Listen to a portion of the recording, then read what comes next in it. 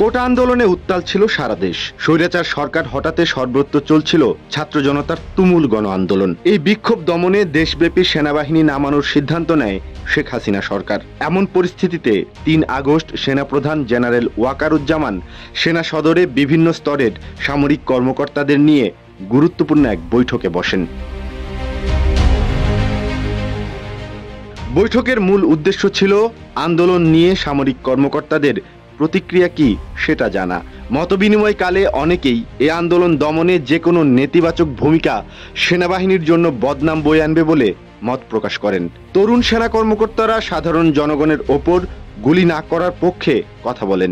তাদের এই মতকে সমর্থন করেন স্বয়ং সেনাপ্রধান। যমুনা রেফ্রিজারেটর, খাবার ফ্রেশ তো লাইফ জম্পেশ। সামরিক কর্মকর্তাদের প্রতিক্রিয়া ও মনোভাব থেকেই তিনি সিদ্ধান্ত নেন যে কোনো উস্কানিতেও সেনাবাহিনী আন্দোলনকারীদের ওপর গুলি বর্ষণ করবে না। শুধু তাই নয়, শিক্ষার্থীদের মিছিলকে সেনা সদস্যরা কোনো ধরনের প্রতিহত কিংবা বাধা দেবে না। বৈঠকের এমন সিদ্ধান্তের কথা ছড়িয়ে পড়লে ঘুরে যেতে থাকে আন্দোলনের মোড়। দলে দলে মানুষ নামতে থাকে রাজপথে। কেননা সবাই বুঝে গিয়েছিল মিছিল চলাকালে সেনা সদস্যরা বাধা না দিয়ে বরং সরে গিয়ে জায়গা করে দেবে। ৩ আগস্টের সেই বৈঠকে সেনাপ্রধান জেনারেল ওয়াকারুজ্জামান প্রায় আধা ঘন্টার একটি উদ্বোধনী বক্তব্য দেন, যেখানে তিনি বলেন, সংকট মোকাবেলায় আমাদের সরকার নিয়োগ করলে সেই আদেশ মানতে আমরা বাধ্য।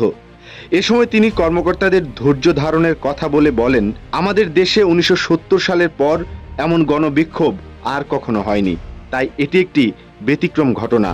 আমাদের সবাইকে ধৈর্য ধরতে হবে। দুপুর 1:30টায় শুরু হওয়া সেই বৈঠকে সেনাপ্রধান প্রয়াত সঙ্গীত শিল্পী আইয়ুব বাচ্চুর 2টি গান উল্লেখ করেন। একটি গান আমি তো প্রেমে পড়িনি, প্রেম আমার উপরে পড়েছে। আরেকটি গান ছিল আর বেশি কাঁদালে উড়াল দেব আকাশে। কিন্তু জাতির এমন ক্রান্তি লগ্নে সেনাপ্রধান জেনারেল ওয়াকারুজ্জামান কেন গাইলেন এমন গান? অনেকে বলছেন এই গান দিয়ে সেনাপ্রধান বোঝাতে চেয়েছিলেন এই অবস্থায় তিনি কোনো ঝামেলা ডাকেননি, বরং ঝামেলা নিজেই তার উপর এবং সেনাবাহিনীর সামনে এসেছে, যা দিয়ে সেনাবাহিনীর কর্মকর্তাদের তিনি বোঝাতে পেরেছিলেন কি বলতে চাচ্ছেন আসলে।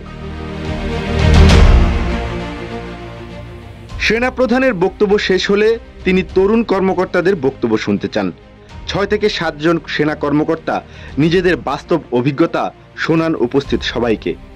একজন নারী সেনা কর্মকর্তা বাংলায় একটি আবেগপূর্ণ বক্তৃতা পাঠ করেন। সেখানে তিনি বলেন, দেশের সব মাকে ছাত্রদের মৃত্যু স্পর্শ করেছে এবং সব মা কাঁদছেন। এই নারী কর্মকর্তা ছিলেন আন্দোলনে পানি বিতরণের সময় নিহত শিক্ষার্থী মীর মুগ্ধর প্রতিবেশী। সেই বৈঠকে আলোচনায় উঠে আসে ঢাকার মোহাম্মদপুরে একটি গুলির ঘটনার ভিডিওর কথা, যা সামাজিক যোগাযোগ মাধ্যমে ভাইরাল হয়ে গিয়েছিল। সেই ঘটনার সাথে সংশ্লিষ্ট এক কর্মকর্তা সেদিনের ঘটনা বর্ণনা করে বলেন, কর্তব্যরত সেনা সদস্যদের জনতা ঘিরে ধরেছিল এবং তাদের নিজেদের নিরাপত্তার জন্যই ফাঁকা গুলি চালাতে হয়েছিল। সেই ঘটনায় ঘনিষ্ঠ ও পরিচিত মহলে তিনি চূড়ান্ত সমালোচনার শিকার হয়েছেন বলেও জানান সেই কর্মকর্তা। মতামত প্রকাশ করা প্রত্যেক তরুণ সেনা কর্মকর্তাই সেদিন আন্দোলনে সাধারণ শিক্ষার্থীদের ওপর গুলি না চালিয়ে তাদের পাশে থাকার কথা বলেন।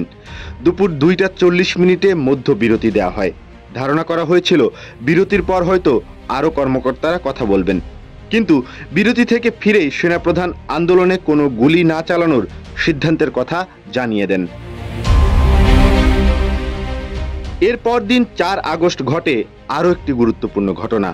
সেদিন রাওয়া ক্লাবে সেনাবাহিনীর অবসরপ্রাপ্ত কর্মকর্তারা বৈষম্য বিরোধী ছাত্র আন্দোলনের প্রতি একযোগে সংহতি প্রকাশ করেন। এ খবর দ্রুত দেশ জুড়ে ছড়িয়ে পড়ে।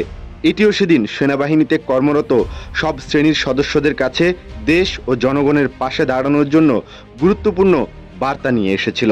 বিক্ষোভকারীদের ওপর সেনাবাহিনী গুলি করবে না, শেখ হাসিনা এই সিদ্ধান্তে খুশি হতে পারেননি।